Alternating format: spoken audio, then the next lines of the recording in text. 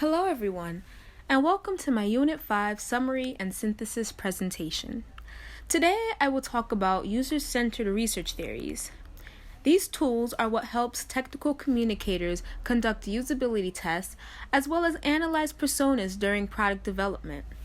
I will look at works from Carol Barnum, Jacob Nielsen, usability.gov, as well as the website for Interaction Design Foundation. These works give technical communicators a foundation to fully evaluate a product or interface in order to produce something that is user-centered. In her book, Usability Testing Essentials, Carol Barnum takes a deep dive into the tools that can be used during development.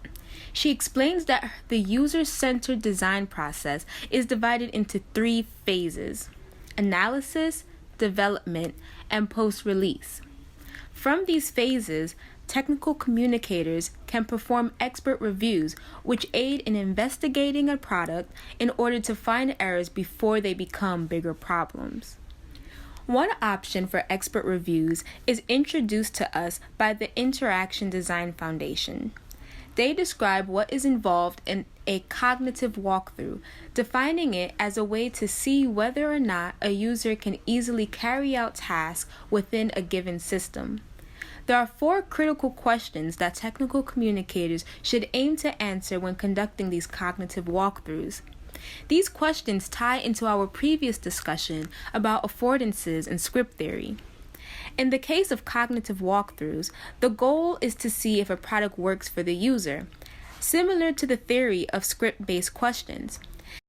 The cognitive walkthrough questions provided by the Interaction Design Foundation are as such. 1. Will the user try and achieve the right outcome? 2. Will the user notice that the correct action is available to them? 3. Will the user associate the correct action with the outcome they expect to achieve? 4. If the correct action is performed, will the user see that progress is being made towards their intended outcome? The next type of expert review is the heuristic evaluation. Usability.gov and nngroup.com both cite Jacob Nielsen as the backbone behind this concept. The heuristic valuation is when an interface or product is reviewed and compared against usability principles. Affordances focus on the performance of the product and the issues that may arise.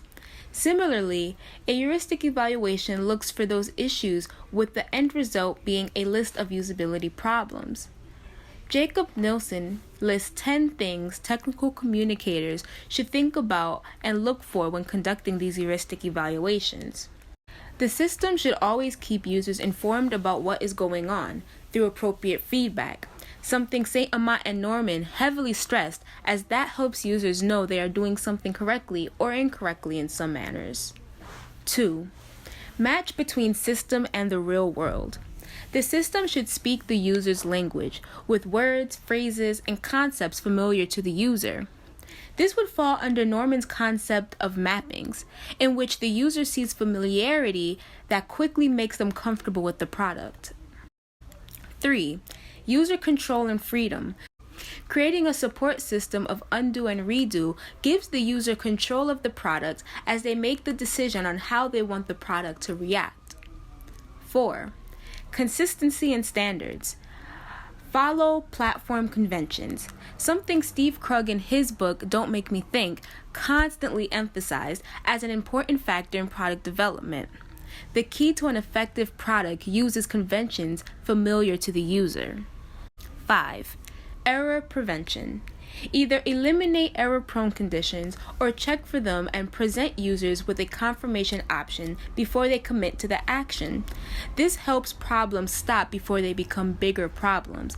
It gives control back to the user and adds a preventative cushion between the problem and the user. 6. Recognition rather than recall. The user should not have to remember information from one part of the dialogue to another. Instructions for use of the system should be visible or easily retrievable whenever appropriate. As Steve Krug titled his book, Don't Make Me Think. Don't make things harder than they need to be. 7. Flexibility and efficiency of use. Allow users to tailor frequent actions. While the interface should be simple and easy to follow, they should also allow advanced users to navigate the system without feeling held back by novice instructions. 8. Aesthetic and minimalist design. Dialogues should not contain information which is irrelevant or rarely needed. Make use of white spaces needed. A cluttered interface can easily discourage users from navigating the site. Make sure the interface is clean, straightforward, and simple to use. A great example of this is Apple.com. The minimum website design correlates with their products, showing users that Apple products are designed with a minimalist mindset. 9. Help users recognize, diagnose, and recover from errors. Error messages should be expressed in plain language, no codes. Precisely indicate the problem and constructively suggest a solution. Steve Krug mentioned that most users won't read instruction manuals. For this reason, having the solution to an issue embedded into the interface saves the user trouble from looking at a manual. And finally, number 10, help and documentation. Yes, even though it is better if the system can be used without documentation, it may be necessary to provide help and documentation.